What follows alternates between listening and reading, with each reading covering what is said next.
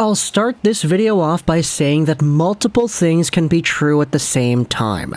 So, Sens fans, Habs fans, I don't want to see any argumentative mudslinging going on in the comments. We can just have a civil, rational conversation about this stuff. So, before you go out there and start bashing anybody who has a differing opinion from you, please, I beg you, try to pull your fingertips away from that keyboard and just try to really think about it first. Like, wait a few moments and take a few breaths before lashing out at somebody who says something that you don't agree with. So, today we're talking about the Ottawa Senators and the Montreal Canadiens, because yesterday these two teams played themselves a hockey game, and yesterday these two teams had themselves a pretty big amount of conflict in said hockey game. Now, the Ottawa Senators ultimately won the game, and there were a few great things to see from both sides. If you're a Senators fan, hey, it's nice seeing Brady Tkachuk get 3 points. It's nice seeing Matthew Joseph continue his point streak. Austin Watson got 2 goals, which is awesome as well. And if you're a Montreal Canadiens fan, guess what? You got a goal from Cole Caulfield. He found a hole right through the Senators' goaltender. You had yourselves a goal from Justin Barron. That was one of the bigger things about his AHL stint, was that he can walk the line like it's nobody's business. And he did that here against the Senators and scored his first NHL goal in such a magnificent way because of it. And then you had yourselves, of course, Brendan Gallagher getting a goal and an assist. We'll talk a little bit more about Gallagher as this game goes on.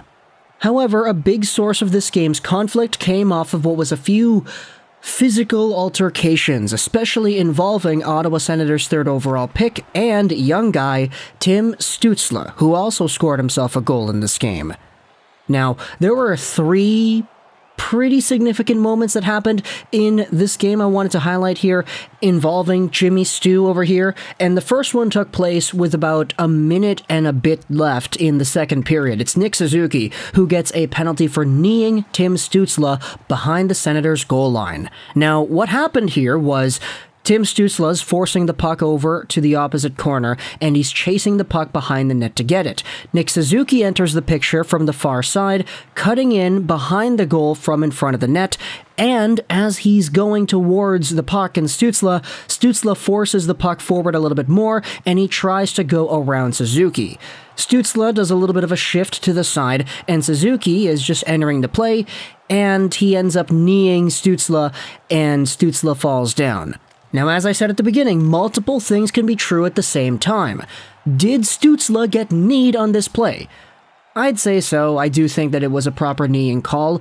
Is Nick Suzuki all of a sudden a dirty player because he did this? No, I don't think so. This wasn't really one of those intent to injure kind of things. Suzuki was just in the wrong place in the wrong time, and Stutzle, with his speed and evasive ability, was trying to go around Nick, which led to Nick being in the unfortunate position of having his leg sticking out there, which made Stutzle fall in the first place.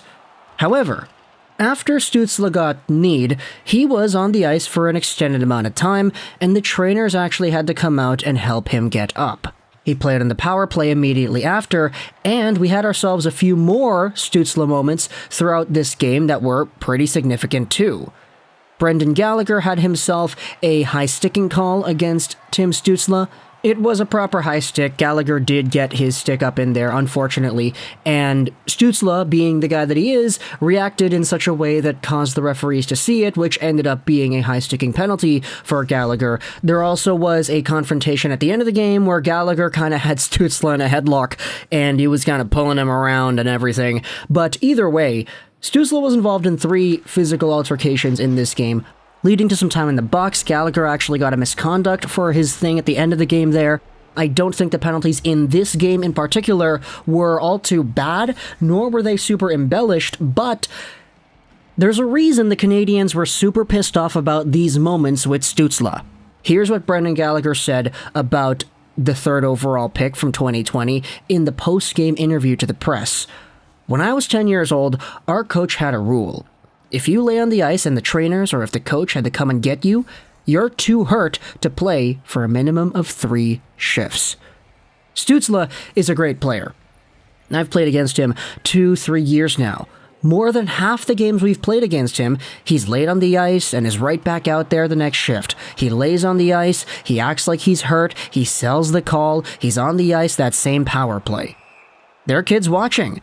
We're role models, and if I was a teammate of his, I'd tell him to smarten up. It's just not a good look.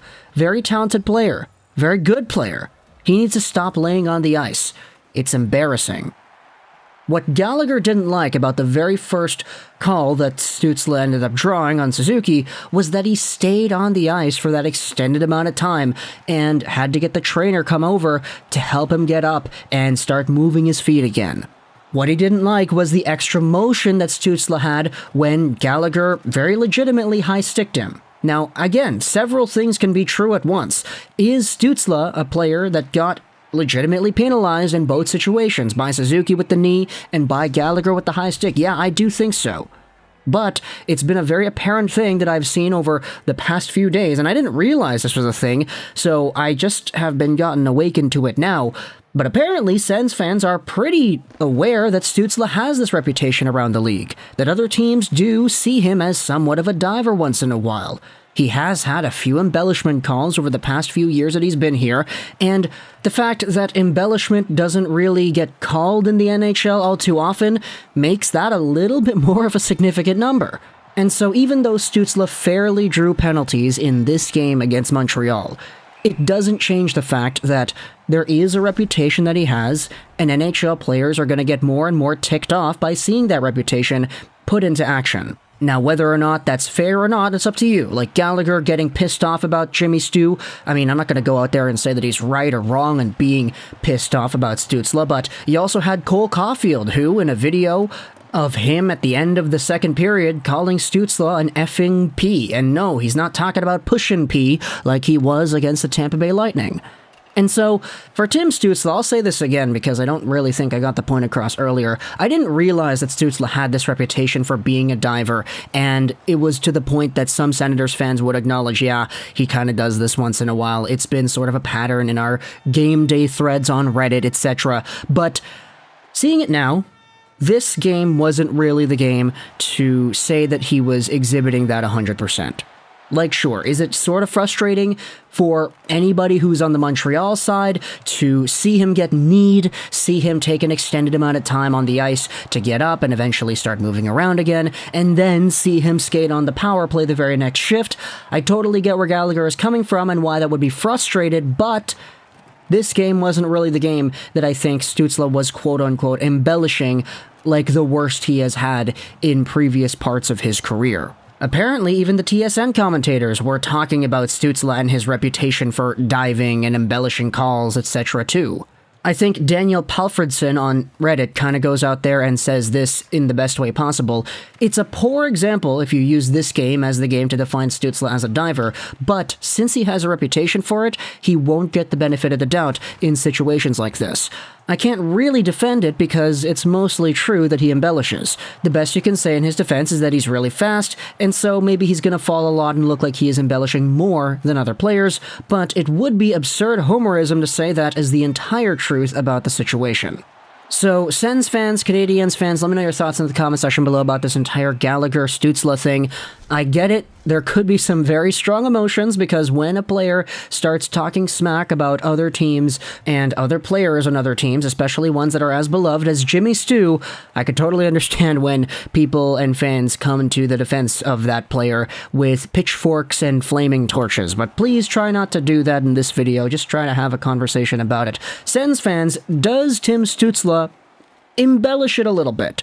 Not just in the Montreal game, but in general, like over the past 2 years that he's been here in the NHL, has he sold a few calls here and there? Because I've seen more Sens fans on social media, on Reddit and Twitter, on my timeline at least, say that yeah, he does kind of do that once in a while, although I will make it clear that I don't think this game against Montreal was the best example to find those kinds of clips. Montreal fans, what are your thoughts about Gallagher sticking up for himself and talking in the media about Tim Stutzle? I do love the power of that quote. I think we do need to get NHL players talking about other things in more of an articulate and detailed way, like Gallagher did. Not saying he's right or wrong, just saying I like the quote, because the quote is powerful. So, talk to me in the comments all your thoughts about Stutzle, Gallagher, Montreal, Ottawa. I hope you enjoyed this with Trolls 99. And bye.